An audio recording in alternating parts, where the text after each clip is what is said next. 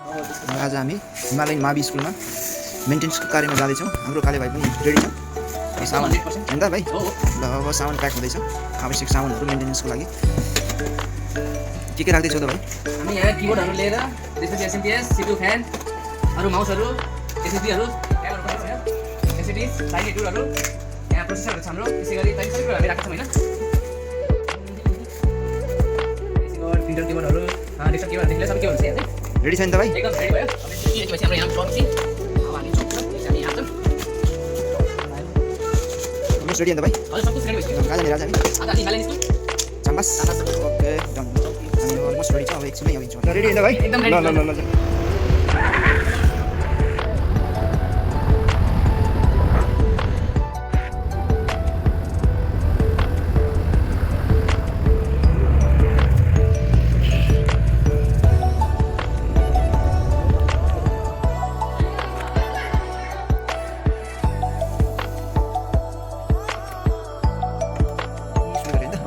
के भएर चाहिँ कम्प्युटर हेर्दैछौ के गर्नु पर्छ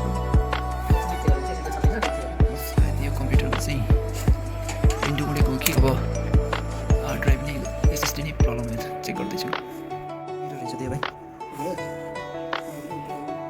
रहेछ त प्रब्लम नासिर भाइ? यहाँ ऱ्यामहरू फोर भएर ग्राफिक दिइरहेको थिएन। हजुर अनि एसएसडी गायब थियो। एसएसडी नि गायब, नयाँ एसएसडी राखेको क्लियर गरेर हाल्दा भयो। हजुर। एसएसडी हालेपछि अब विन्डो लोड हुँदैछ। अब के होला जस्तो छ नि? ए अब 100% होला। कतिवटा कम्प्युटर बनाइयो त अहिलेसम्म? हाम्रो 3टा लम्बु, 3टा लाग्छ। लगभग 300%। फाइनल्ली हामीले यस हिमालयन माविमा चाहिँ 6वटा कम्प्युटर मर्मत गराएर सक्यौँ। अब मर्मत गराएर सकिए लगतै हामी अब फर्किने वालामा छौँ। हस्त धन्यवाद।